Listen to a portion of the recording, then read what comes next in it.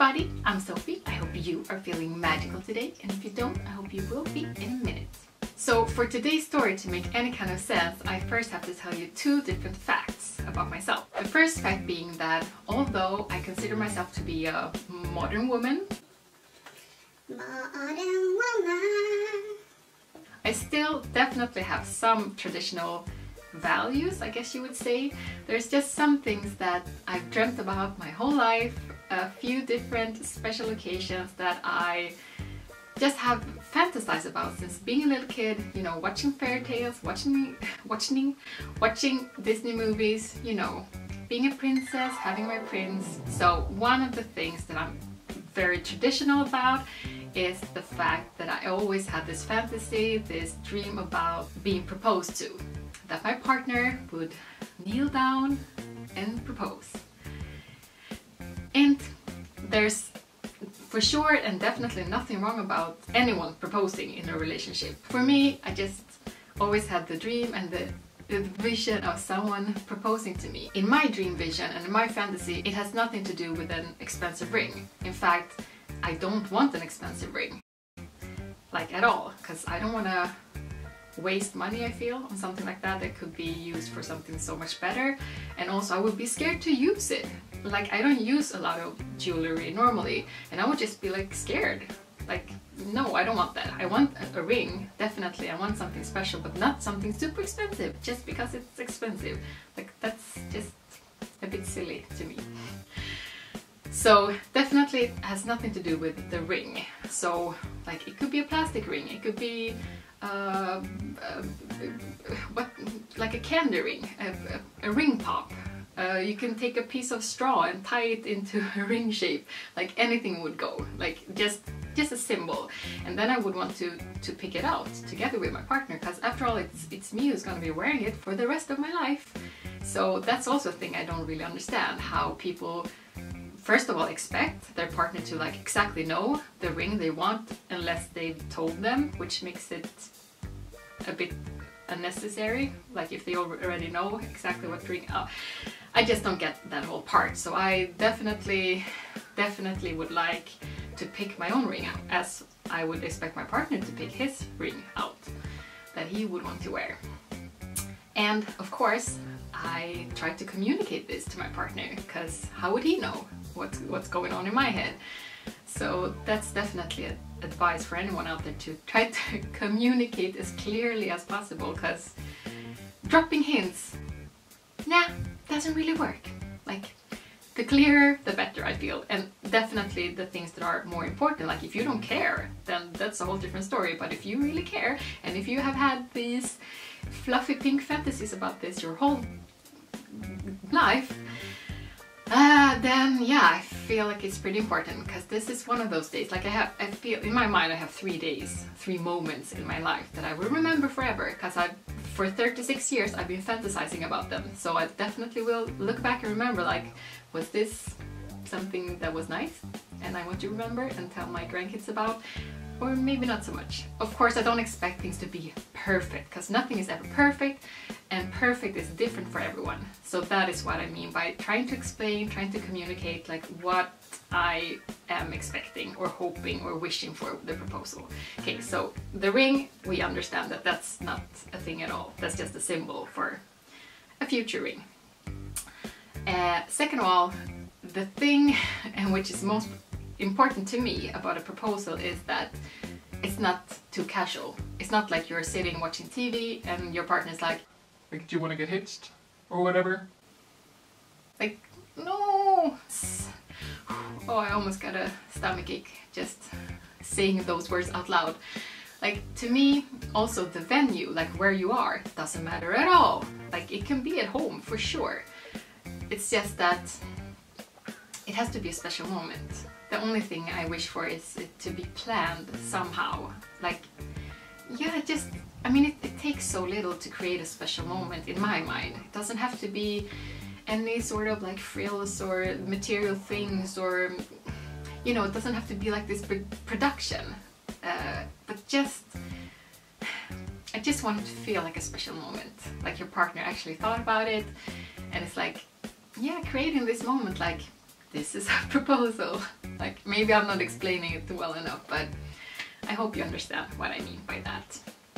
So yeah, that's the first thing that you need to know to understand this story. Second thing is just how much I love potatoes.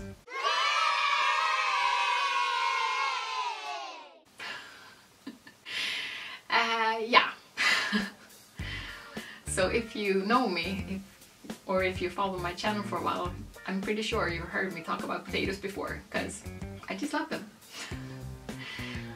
Oh, I almost got a bit teary-eyed thinking about my love for potatoes. Huh, I just really like potatoes. So yeah, those are the two things you kind of need to know to understand this story. So, here's the story. I came home from work one night. I work as a dance teacher, so I mainly work late afternoons and nights. When I come home from work, I'm usually pretty tired, sweaty, hungry.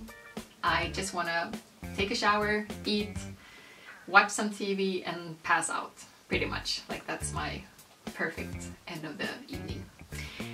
And so at this point in time, my boyfriend was here visiting me in Sweden, and he was staying with me, obviously. And being the wonderful man he is, he would cook for me every night. I would come home and dinner would be done. I mean, that's reason enough to be like, yes, yes, I'll marry you. Ooh. So amazing, and he's such a good cook. Ugh. So anyway, this one particular night I came home, I could feel the amazing aroma of, you guessed it, potatoes. So he had made this huge tray filled with potatoes in the oven, and I just went in, took a quick shower, and was more than ready to enjoy the potatoes. And so I watched him pull out this tray with potatoes, and he had cut them up to smaller pieces, except for one. This one single potato that was whole. It was right smack in the center of the whole tray. So like, imagine all those bits of potatoes cut up, like really nice cut up shapes, whatever, like spread out, and this one big potato right in the center. And I mean, we definitely talked about our future, that we want to be together, and like even before, like when we were just getting to know each other, we would talk about, you know, all the important stuff, like how you feel about marriage. And I knew that he was in favor of marriage, like in general, and he knew that I was in favor of it, and like, you know, how your relationship progresses. And so, you know, yeah, it was kind of like out there in the universe that both of us wanted to get married at some point, and we kind of knew that we wanted to be together. And yeah, for whatever reason, when I saw this one potato in the middle, my brain went to like, oh, could he be proposing with this potato?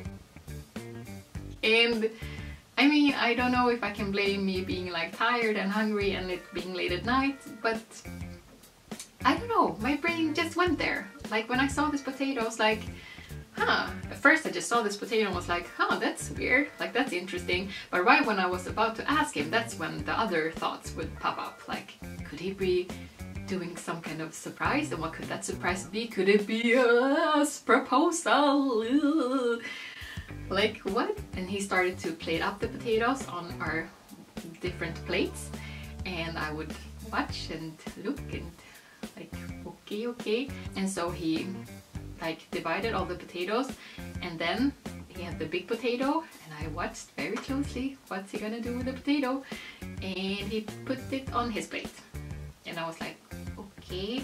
But then it kind of made sense, because I'm like, well, if there's something in the potato, because I was thinking that he put something in the potato, and I'm thinking like, well, if there's something like a ring or a message, something that's not edible, like it's smarter for him to have it if he's gonna actually like propose with the potato. So I don't just like eat it and bust my teeth or something, I don't know.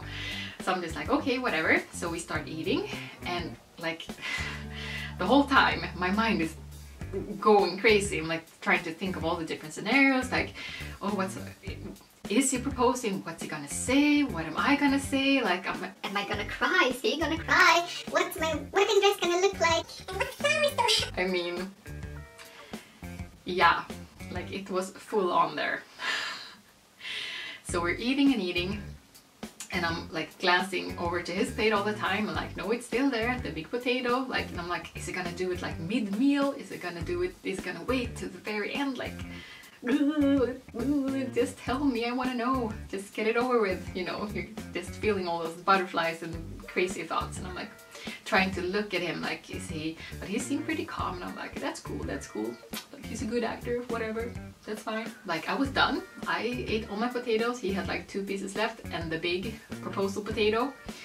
And so I was like, wow, yeah, he's really waiting to the to the very last one. I'm like, that's fine, whatever.